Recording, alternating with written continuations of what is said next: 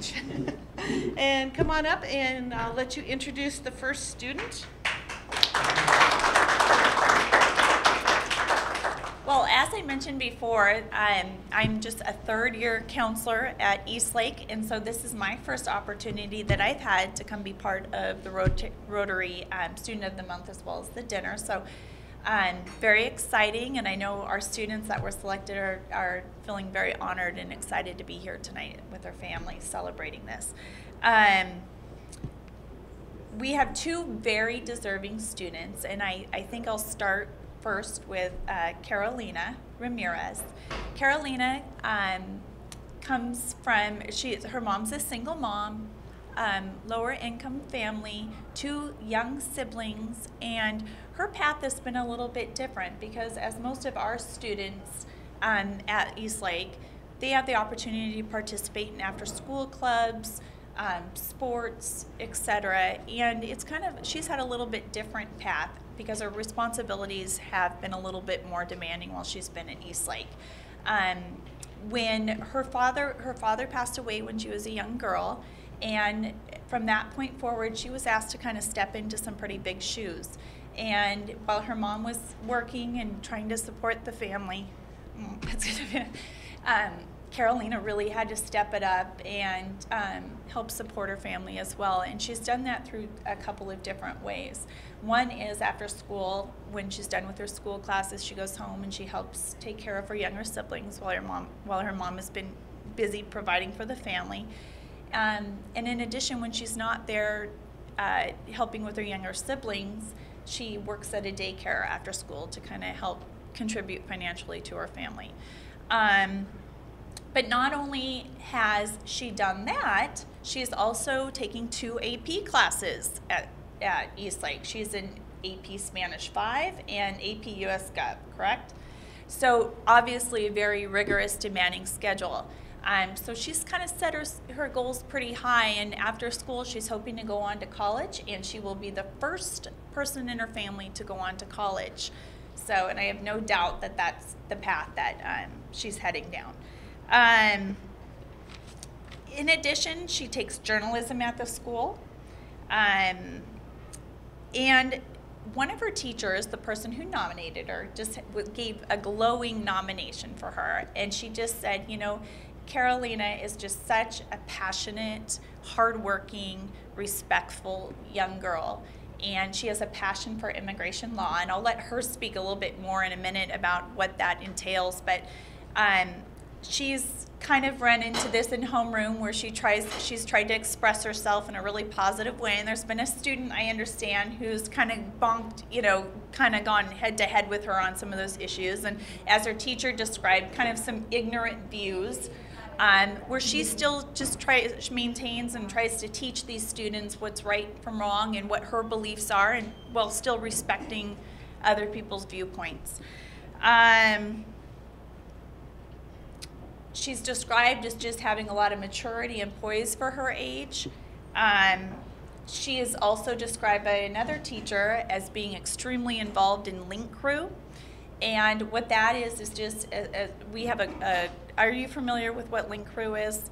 It's a program at our school where we just help welcome new students in, and she has just done that by talking about her struggles that she's had to overcome. And what that's done for our sophomores coming in is kind of put them at ease and let them feel comfortable coming into a school to know that, you know, it's okay if you have some downfalls or some struggles along the way, that you just have to step up and overcome those struggles, and you can get on the path of where you want to go.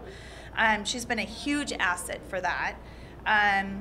And she's just, again, just really well liked by her peers and well respected by her peers and loved by her teachers. And she's just really grown into a confident student as well as a young lady, as well as a really strong leader for our school. So just would like you to give a round of applause for Carolina Ramirez. First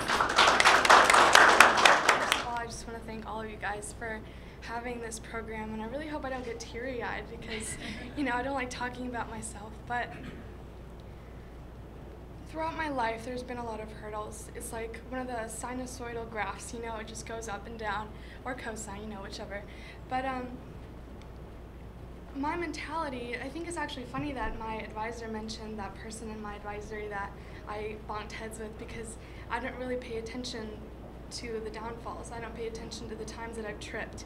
It's more like what you do when you get up and you just move forward, because life goes on. If you break your leg, well, you can't just stop walking, you know, you have to keep going. And me personally, I've never broken a leg, which I'm really happy for, but you know, it's just the death of my father and then the death of my grandpa, who was the second father figure in my life, you know. It was just a lot of independence and maturity that I had to take on myself. It wasn't necessarily, you know, I was given the option. It was just, I need to, because if I don't, then I'm not getting anywhere in my life.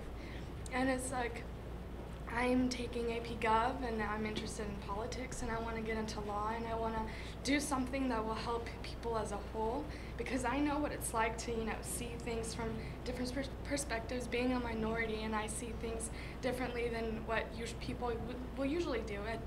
Excuse me. And I was really interested in, you know, civil rights and things like that, primarily because I want to help people that don't have the same advantages that others might. You know, I did come from a low-income family. We were moving all the time, but we were rich with, you know, love and family unity, and I think that was one of the biggest components that helped me. But school, I do take rigorous courses because I know that being low income, it'll be difficult for me to pay, you know, with good schooling, and I'm interested in going to the University of Washington and minoring in political science and majoring in philosophy and then going on to law school. You know, I have things planned out, but I can't get there without pushing myself. And I can't get there without the support from my friends or my family, and I can't get there without all of the hurdles that I had to jump, and the reasons and the times that I brought myself back up. And you know, and a lot of this I think is because I chose to be myself and not copying other people. My favorite quote is, imitation is suicide, for a reason.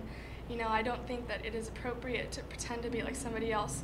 Dye your hair one color because somebody else did it. You know, it's killing your personality, and it's kind of cutting you off from your potential.